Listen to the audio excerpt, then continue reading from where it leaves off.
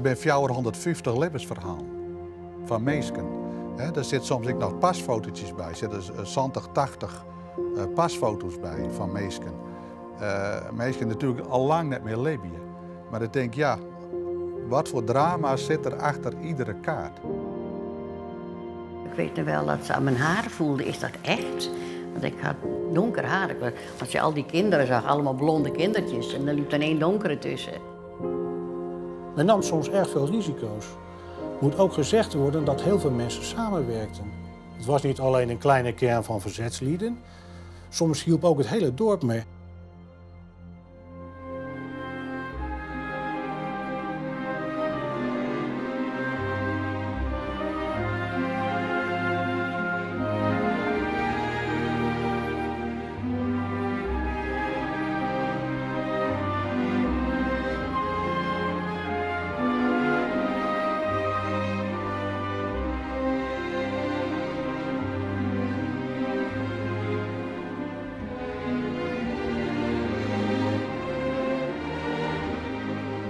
Een veilige haven, dat wordt Friesland in de rin van de oorlog meer en meer.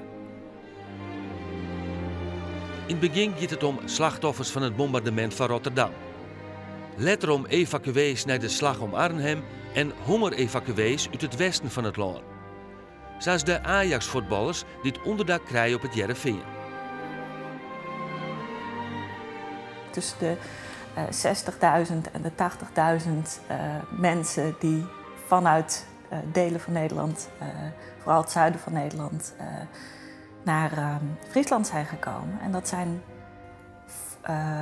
echt de officiële evacuees. Dan heb je niet de onderduikers en ook nog niet de mensen op hongertocht daarbij meegenomen.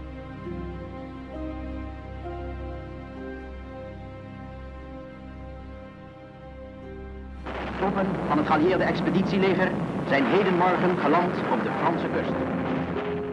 Na de invasie van de allieerden in Normandië werden de Duitsers in 1944 heel niet meer naar het noorden weeromdrang. Als het front opschoot richting Roermond, wilden de Duitsers een massale evacuatie van de plaatselijke bevolking. En toen ineens moesten we weg. 's morgens om 7:30 stonden de Duitsers voor de deur en om 8:00 moesten we buiten weg. Doordat we ook in de kelders leefden in die tijd, hadden we allemaal een zakje, zal ik zeggen, waar wat in zat. Van kleren, kleinigheidjes of zoiets. Dat was wel klaar. Dat hadden de mensen zich toch allemaal wel klaargemaakt als er iets kwam. En dat nam je ook mee als de bommenwerpers kwamen, dat je in de schuilkamer, dan nam je dat gewoon mee. Dus we waren binnen het half uur waren we op straat. Bij 16 treintransporten werden 32.000 Limburgers in januari en februari van 1944 naar het noorden van het land evacueren.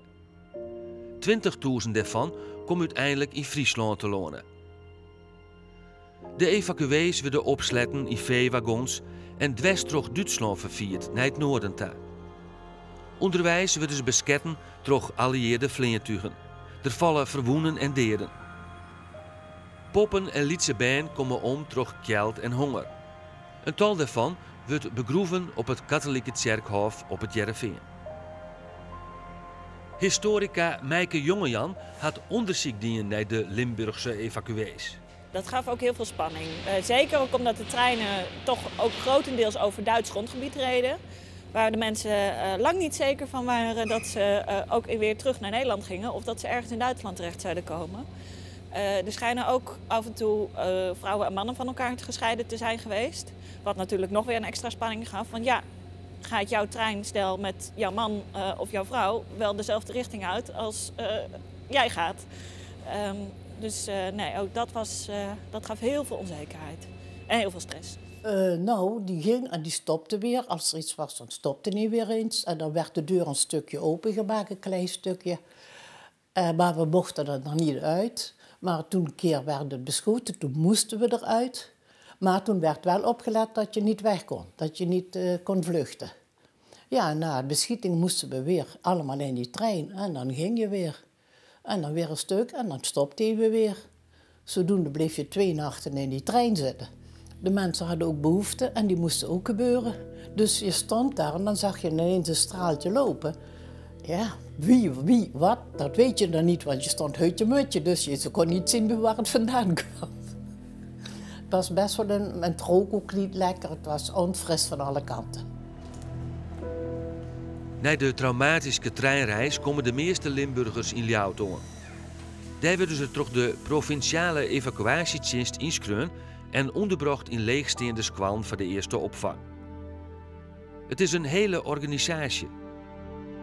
In het historisch centrum in Ljouwt is nog een soort waarom te vinden uit die tijd.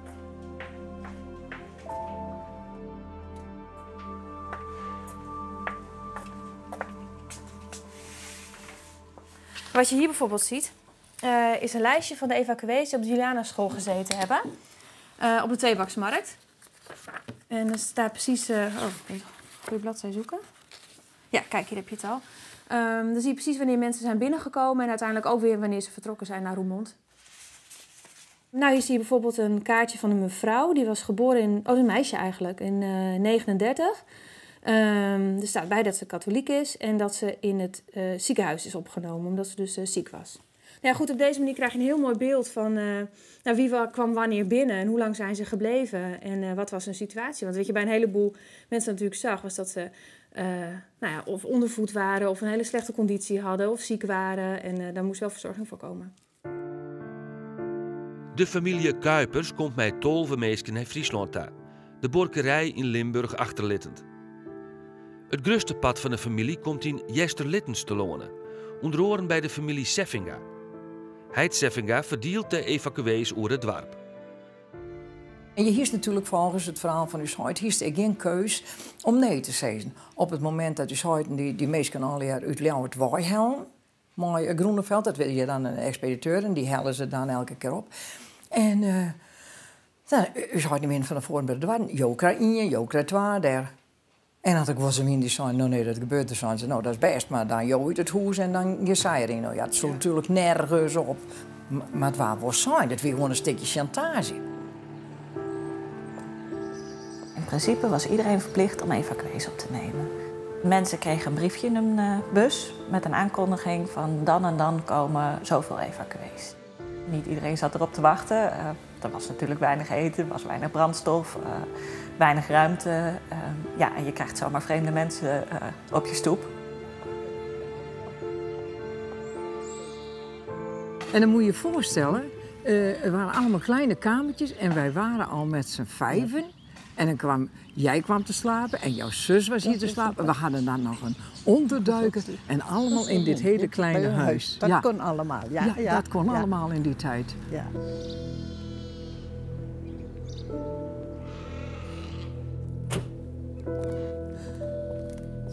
Hallo, hoe is het?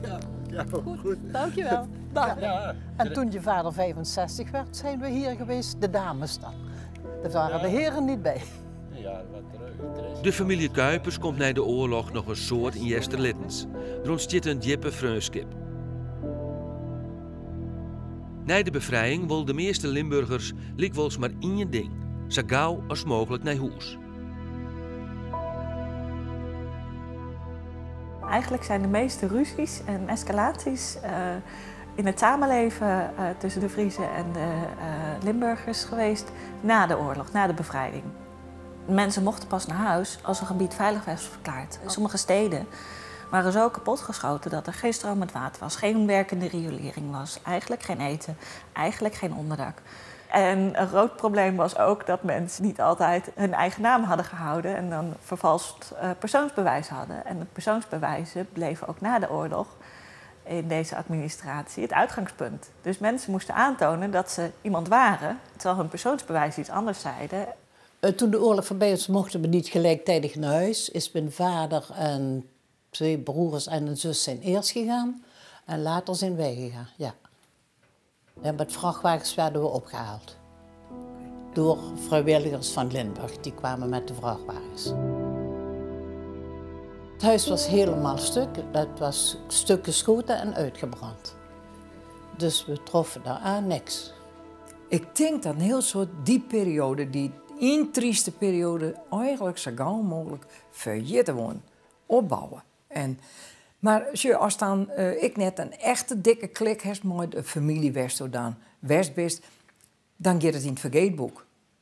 Maar ja, hier in Littens ben toch verschillende gezinnen die toch altijd over en weer naar. Dus wij het troffen dat we zulke goede mensen uit Limburg hier kregen hebben.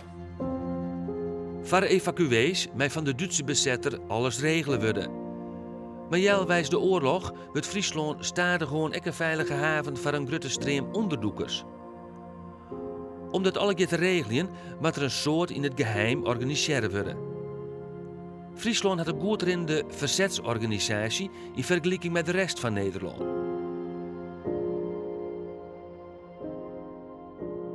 Je had district Sneek, district Leeuwarden en je had district Drachten. En een aantal verzetsmensen uit die provinciale raad die had een district onder zich. Die districten waren weer onderverdeeld in rayons. En die vielen ongeveer samen met de gemeentes. En de leidende figuren die wisselden ook nogal eens hoor. En men wilde niet in het wilde weg mensen gaan neerschieten. Zoals dat wel gebeurd is in het westen des lands. Daar zijn echt liquidaties geweest.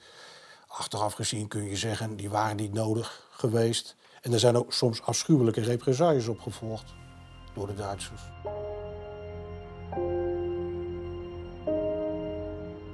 De 6 leden van de provinciale verzetsrier treffen elkaar elke vreed op de veemerken in Ljout. Daar wordt alles besprutsen hoe de bezetter. In de Noorderkerk in Ljout komen de meesten van de districten en rayons in het geheim bij elkaar om alle onderdoekers uit de provincie te verdelen.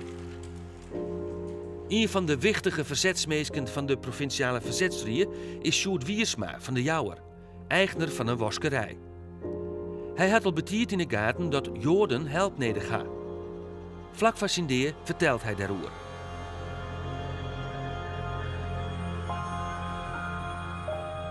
Eerst was ik doodbang. Ik ben altijd bang natuurlijk, maar eerst was ik doodbang.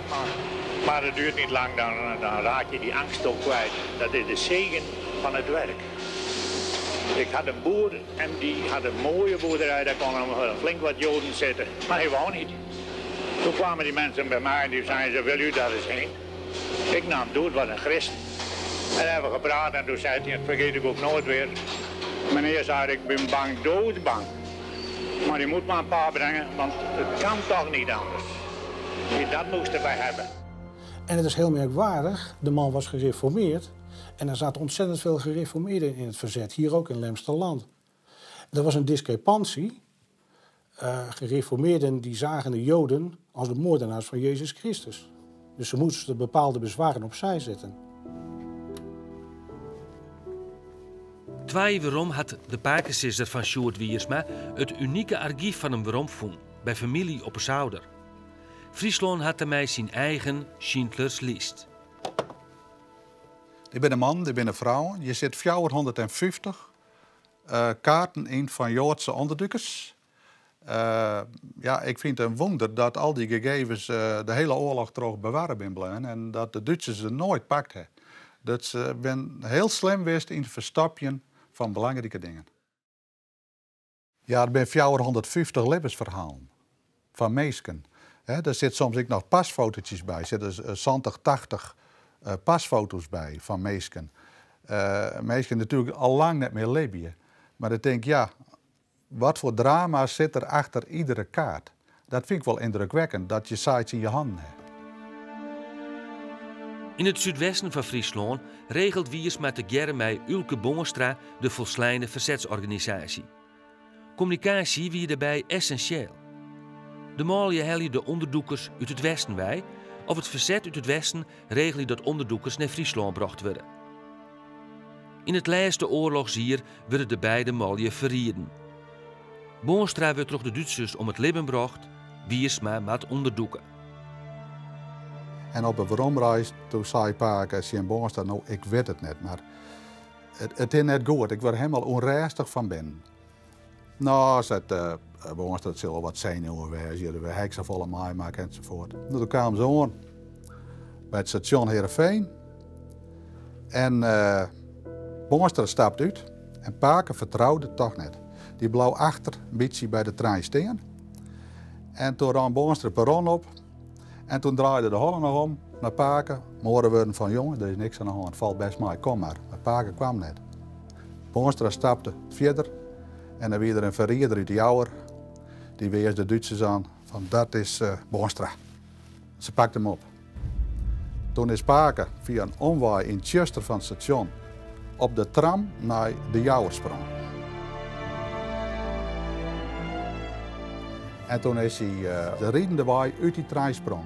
Maar ik denk, staan ze hier op het station, ik op mij te wachten. En toen weer er al een van het verzet, die had een bericht kregen, daar was de kamer op Rommie, daar komt visite aan. En die had gauw de geheime papieren van Ulke Boonstra in huis meenam en die had Paken opwachten. Te geren ben ze dus naar de waskerij rom. Het was een beetje diezig. En op bepaald stuit zeggen ze dat ze de zaak weer uitzetten. 2 overvalwagens. En daar stonden de Duitse soldaten. Die hielden hun dus jongen. Dus hij kon net weer om. Toen is hij gewoon terug die uitzetting heen. Voor zijn eigen huis langs. En later had er wel zijn. Ik voelde dat er een leger engelen om mij heen ran. Dat voelde. Hij wist net dat Groentman en Lammers zijn eigen vrouw mishandelden. Want die wouden hem hebben. Want ze wisten, de Duitsers, als we wist maar hebben, dan hebben we de grote man binnen.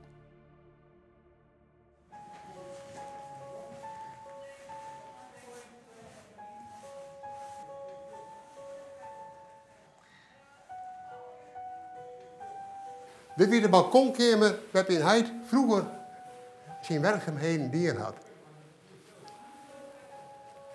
Dat was de mooiste kamer van dit pand. Ik kan me dat wel herinneren dat ik vroeger wel wist had dat we zeg maar, aan het einde van de dag mijn huid ophellen had. Zeg maar. De gevolgen van de Tweede Wereldoorlog had een grote rol spelen in het leven van Jan Swart. Hij Siert Swart werkt in de oorlog bij de Belastingdienst in Drachten. De dienst speelt een centrale rol in het verzet. In de kelder van het belastingkantoor worden papieren vervalsken.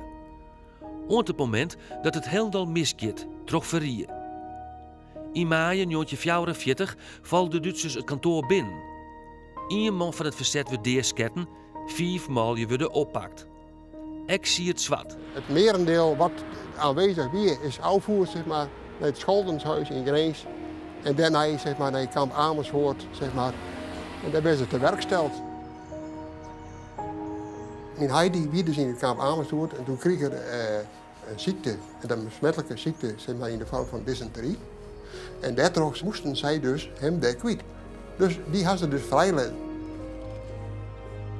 Door datgene wat het dus meemaken had in het kamp Amersfoort. Is hij eigenlijk een gebroken man, die eigenlijk lichamelijk heel weinig meer kon. Hij vertelde dat ik zo. Dus dat weer puur, ik net richting mijn mem. Ja, hoe ging we daarmee om? Dat is voor mij een gesloten boek. Als we zimmers zeg maar, op vakantie gaan, hebben we weer een wiesprek in de Roggeberg in Appelscheer, zeg maar. Dan kwam hij tot rust. Dan hier hij dus op een gegeven moment een soort, hoe neem je dat? Kampsyndroom, neem ik het maar. Het liep het erop, zeg maar, aan de boerderkant liep het erop. Al hier een epilepsieaanval, zeg maar. Het weer net zo. Maar wat ik dus begrepen had het een meisje met het feit van op dat moment werden dus trauma-dingen die hij dus meemaken had in het kamp Amersfoort naar boeten bracht, zeg maar. Voor hem dan, zeg maar. En dan moesten we, zeg maar, als Ben, moesten we al je voortwerken. Hij zei, hij viel er dat aankomen, zeg ik dan maar. Maar hij moet net zelf, zeg maar, nou ja, wat dat met hem dier, zeg maar. Hij zie het zwart wordt zo'n 40 hier. Hij liet een huishouding achter mij 6 ben. Jan Swart is dan 15 jaar oud.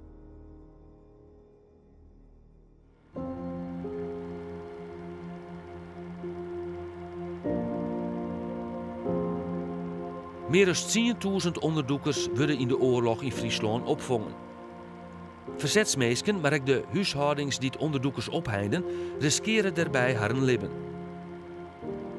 De Lietse Trijenhoek Ichten de Breg en Jesterzee in de zuidwesthoeken van Friesland spelen een opvallende rol bij de opvang van onderdoekers.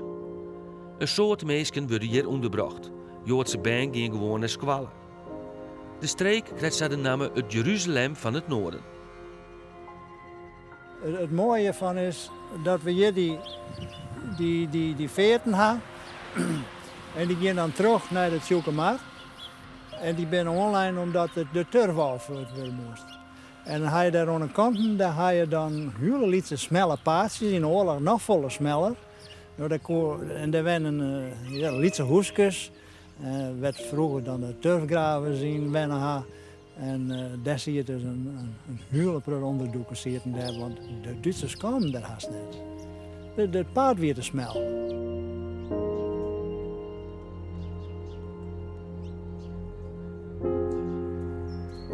Ellie Katz komt als Joods band vanuit Amsterdam naar Friesland toe. Als 9-jarig famke komt ze uiteindelijk in Jesterzee te wonen. Het was voor mij heel vreemd, heel vreemd. We aten 's middags warm en we aten in een diep bord, kreeg je aardappelen met groenten. En dan werd het gegeten en dan ging er nog pap in. Nou, we kregen, als we pap kregen, 's ochtends pap. Ja, je moet je voorstellen, het was zo vreemd als jullie nou bier krijgen en er met een lepel op moeten gaan eten. Zo vreemd was het voor mij. Dat was heel raar. Het is 1943 en het wordt te gevaarlijk voor de familie Katz in Amsterdam. De trijen van de huishouding doe ik als eerste onder. Ellie geeft mij een contactpersoon van het verzet via de boorddienst oer de IJsselmaar naar de Lemmer. Na wat omzwalkingen komt ze bij de streng christelijke familie Kupers in Jesterzee. En krijgt ze een nijbroerke, Heid en Mem. Als je zelf kinderen hebt, denk moet je je kinderen weggeven? Dat kan toch niet? Maar het gebeurde wel. En dan denk je, stel je voor, want die mensen hebben mij in huis genomen. En waarom, als ze mij nou zouden vragen, dacht ik nou wel, wil je zo'n kind in huis nemen? Ik moest me wel 3 keer bedenken om dat te doen, want ze pakken niet alleen dat kind, ze pakken mij en mijn kinderen ook. En dat gebeurde daar, ze deden het gewoon. Ik geloof ook dat het van de kansel gepreekt werd. Dat ze het uitverkoren volk van God, dat is wel fijn hè, als je uitverkoren bent.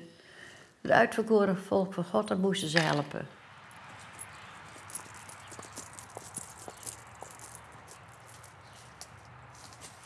Ja, de eerste keer dat ik hier kwam, toen was het niet zo leuk. Want ik was in Amsterdam gewend dat als er weer een nieuweling was, dan werd hij echt ontvangen. Wil je met mij spelen? Mag ik met jou? Ga je met mij mee naar huis? En zo. Dus dat dacht ik ook. Oh, dan gaan ze dat bij mij nu ook doen. Maar dat deden ze niet. Want ze verstonden me niet en ik verstond hun niet. Ik zie die meisjes nog staan, zo'n beetje op een afstand. Zo kijkend van... Ze vonden me maar een raar kind, denk ik. Dat weer niet op Meerskip. En die band, de Joodse band, die je wien en die wij van het pleegouders dachten, je meer maar een squallen, die gingen gewoon een squallen. En ja, er was het een die daar raar van op zei. Dat is mij net vol bekend over verrieën. Dan weer dus het externe gevaar weer dan weer zeker Wolters, dat weer een politieman die weer aan de Duitse kant. En toen had het verzet had hem op het station deersket, liquideerd nemen ze dat dan. En toen vonden ze in zijn bezetting, in zijn brieventas, vonden ze dus een briefje dat er 2 Joodse band op de squal in Jesterzee kwamen. Dus het weer een externe gevaar als het ware uit het zelf. Wie niks, dus ze waren net verred. Troch deze dreiging kan Ellie in het laatste stuk van de oorlog net naar squallen. Na de oorlog doch blikken dat haar ouders omkomen binnen in Auschwitz. Ellie bloot in Jesterzee en werd adopteren door haar onderdoekfamilie. Haar broertje en zuske komen op orenplakken te lonen. Het hele gezinsverband was weg. Want hij kende ons niet en wij waren dus ook verschillend. Dat was maar 2 jaar.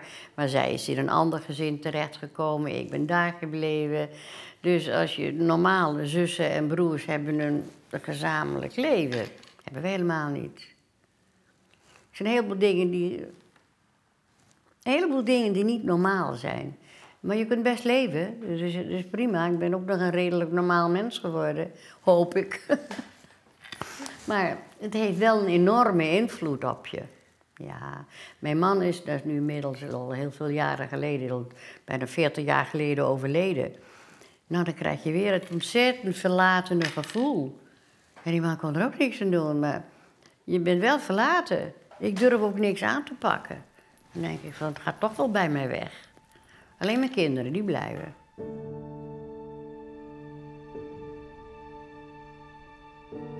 Onderdoekers zitten op de meest vreemde plekken verstoppen. Zoals in de schoolkelder van Holtrop. Dat zal ik je vertellen, dat is toen de keistal in de winter zag. Het achtereind van de stal, daar stond de koude beton. En het vooreind, dat weer gewoon stond op de grond. Dat weer net met betonlijn. En daar hebben we toen onder die krek van die betonlaag langs, en onder die hoeken daar de grond zit, hebben we een gat geroepen en daar hebben we toen met z'n vrouwen. We konden de krek met z'n vrouwen in zitten, maar er weer niks over zitten, zo wat met de knibbels hebben we gedaan. Maar nou ja, we hadden toen natuurlijk die angst voor zagen dat er moest hoosje wel jakkers doen. Om onder de arbeidseinsatz bij te komen, zit Bernardus Holtrop in Ichten op de familieborkerij onderdoekt. Dat gaat lang goed, om het moment van een Duitse inval. 4 onderdoekers moeten onder de kei de schoolkelder in. En veel, nou, zo veilig onder die kei. En daar konden we toch, daar binnen ze nooit een zitten. Daar konden ze een zitten, want de kou die stond op gewoon. Op dat bord, maar er staan strieën en roest op. En dat kon zij nooit zijn dat er hier een ander zitten kon. Nou. Daar hebben ze nooit aan twijfelen net hier. Ze hebben nooit geprobeerd om daaronder te zitten. Net. Dat, nou ja, toen ze dan voortgang toen. Ik had het nog. Toen is hij bij het Luca, mijn ding Luca. Nou jongens, kom maar uit, ze zijn voort. Wij zijn alle 3 tegelijk, half jaar. Ben je wel voetheid? Ja, jongens, we hebben een huisje, jongens. Ze zijn alleen lemmer. We hebben helemaal een huisje, dat ze goed 4 voet winnen, komen we nou maar uit. Toen ben wij eruit gekomen. Ik zag eens nog, stond in de stal met z'n vrouwen, nog even met de handen om elkaar en een verdankbaarheid.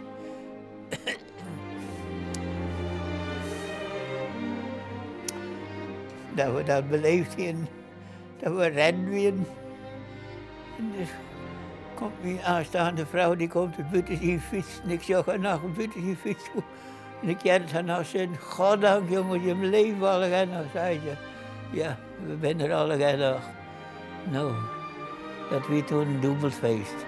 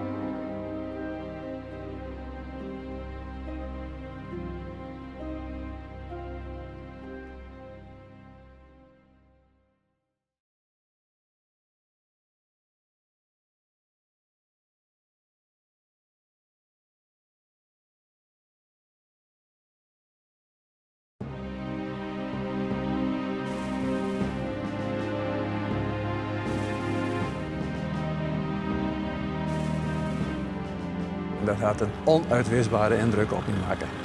En ik die geur die er hong van het vet en wat ze op die canvas smeren en het vet van die auto's en zo.